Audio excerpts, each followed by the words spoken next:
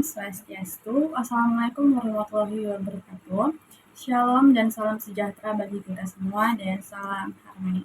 Perkenalkan, nama saya Gita Aurelia, mahasiswa program studi S1 Akuntansi dengan NIM 2317051170 dari kelas 4H. Nah, dalam video kali ini, saya akan memaparkan sebuah kajian akademik sebagai bagian dari pemenuhan tugas akhir ujian akhir semester untuk mata kuliah teori akuntansi. Nah, materi yang akan saya sampaikan merujuk pada satu artikel yang dipublikasikan dalam jurnal Mantap atau Journal of Management Tax and Production edisi Vol 2 nomor 2 September 2024. Artikel ini memuat pembahasan yang sangat relevan dengan pembelajaran kita pada saat bangku kuliah semester 4, yakni mengenai bagaimana prinsip penyajian dan pengungkapan dalam standar akuntansi keuangan atau yang lebih dikenal dengan SAK yang diterapkan dalam praktik dunia nyata, khususnya dalam konteks kombinasi bisnis yang dilakukan oleh salah satu bank terbesar di Indonesia, yaitu PT Bank Rakyat Indonesia Tbk, atau yang lebih dikenal dengan singkatan Bank BRI. Nah, video ini disusun dengan tujuan utama memberikan penjelasan mendalam mengenai keterkaitan antara teori akuntansi yang telah kita pelajari di kelas dengan penerapannya di dalam dunia nyata. Jadi, di sini saya ingin menunjukkan bagaimana standar-standar akuntansi yang tampaknya teoritis dan rumit di atas kertas kerja sebenarnya memiliki peran yang sangat vital dalam proses pelaporan keuangan perusahaan-perusahaan besar. Selain itu juga, saya akan mengulas bagaimana Bank BRI sebagai lembaga keuangan yang memiliki skala nasional dan internasional mampu menyelaraskan proses akuisisi perusahaan-perusahaan lain dengan kaidah penyajian dan pengungkapan laporan keuangan yang transparan, akuntabel, dan andal. Nah, dengan demikian, video ini diharapkan dapat memperluas pemahaman kita mengenai peran akuntansi dalam menjaga kredibilitas informasi keuangan, khususnya pada saat terjadi kombinasi bisnis yang sangat kompleks. Nah, kombinasi bisnis adalah suatu proses di mana satu entitas mengambil alih kendali atas entitas bisnis lainnya, baik melalui akuisisi maupun penggabungan usaha. Nah, dalam konteks ini, entitas yang mengambil alih disebut sebagai entitas pengakuisisi, sedangkan entitas yang diambil alih disebut sebagai entitas yang diakuisisi. Di Indonesia, kombinasi bisnis diatur secara eksplisit dalam Pernyataan Standar Akuntansi Keuangan atau PSAK nomor 22 tentang kombinasi bisnis dan PSAK nomor 38 tentang kombinasi bisnis entitas pengendali. Jadi, di dalam prosesnya, setiap bentuk kombinasi bisnis tidak hanya berimplikasi terhadap struktur organisasi dan pengendalian usaha, tetapi juga membawa konsekuensi besar terhadap cara penyajian informasi keuangan dalam laporan tahunan. Jadi, di sini salah satu fenomena yang menarik yang diangkat pada artikel ini adalah terkait dengan pengalihan saham seri B milik pemerintah pada PT Pegadaian dan permodalan PT Nasional Madani kepada Bank BRI melalui mekanisme in-bank atau penyertaan modal. Jadi di dalam hal ini, ketiga entitas tersebut berada dalam pengendalian yang sama, yakni Negara Republik Indonesia. Oleh karena itu, sesuai dengan SAK nomor 38, maka transaksi tersebut dikategorikan sebagai kombinasi bisnis antar entitas pengendali.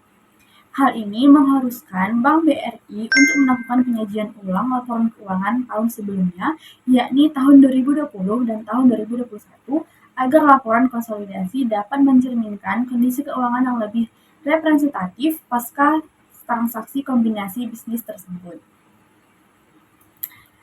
Tidak hanya itu, contoh konkret lainnya yang dipaparkan dalam artikel ini adalah tentang akuisisi PT Brands atau BRI Insurance yang dilakukan oleh Bank BRI.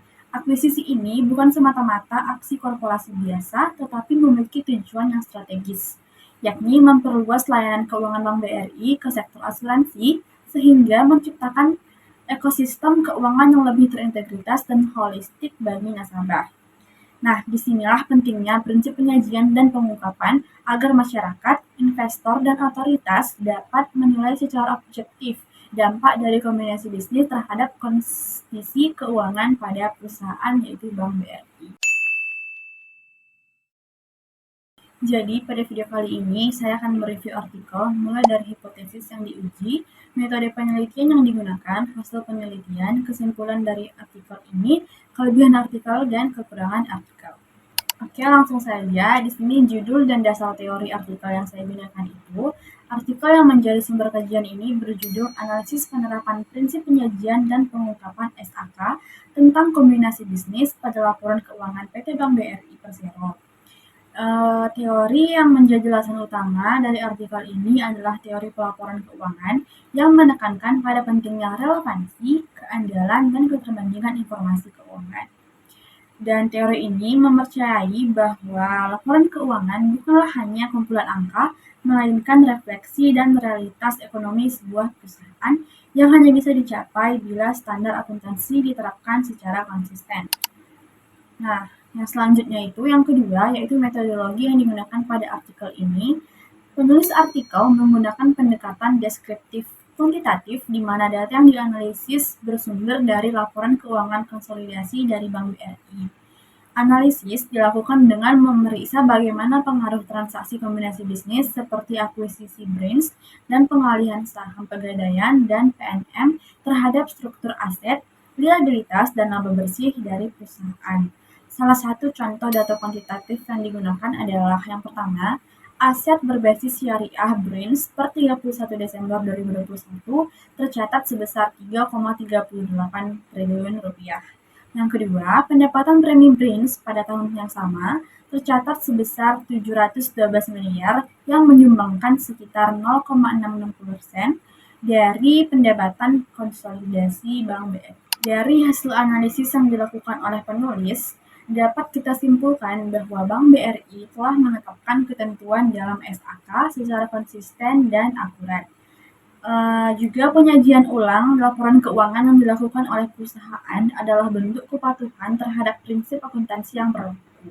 Dan hal ini menunjukkan bahwa Bank BRI tidak hanya mengejar ekspansi bisnis, tetapi juga menjunjung tinggi transparan di dalam bidang keuangan.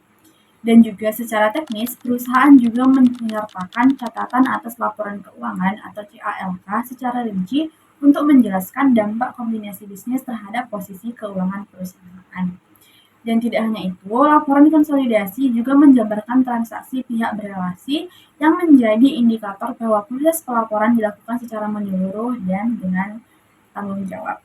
Artikel ini juga menyimpulkan bahwa Bank BRI dalam setiap langkah kombinasi bisnis yang telah dilakukan selalu berusaha mengedepankan prinsip penyajian dan pengungkapan sesuai dengan PSAK.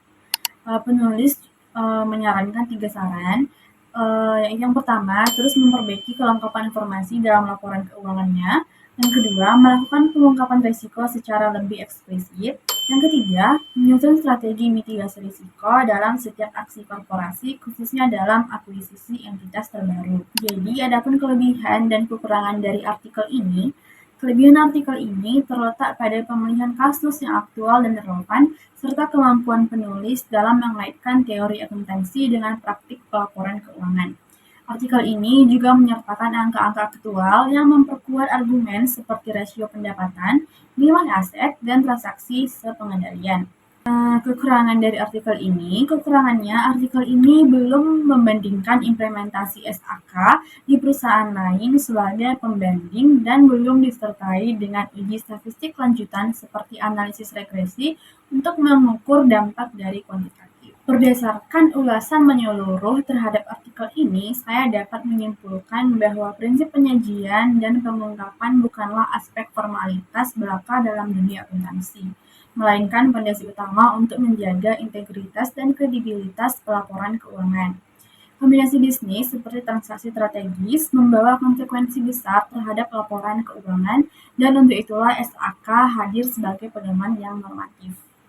Studi kasus Bank BRI dalam artikel ini menunjukkan bahwa perusahaan yang taat terhadap standar akan mendapatkan manfaat besar baik dalam kepercayaan publik, kredibilitas investor, maupun dukungan dari regulator. Nah, dari sisi akademiknya, kajian ini menjadi contoh nyata bahwa teori akuntansi yang kita pelajari, khususnya tentang pengungkapan, entitas pengendali, dan konsolidasi laporan keuangan adalah ilmu yang hidup dan diterapkan dalam setiap aspek korporasi modern. Dan saya berharap video ini dapat memperluas wawasan kita bersama dan menjadi pengingat bahwa akuntansi bukan hanyalah soal angka, tetapi juga soal kepercayaan. Jadi terima kasih atas perhatian dan waktunya. Untuk itu, saya tutup video ini dengan Om Santi Santi Santi Om. Wassalamualaikum warahmatullahi wabarakatuh. Shalom dan salam sejahtera bagi kita semua dan salam harmoni.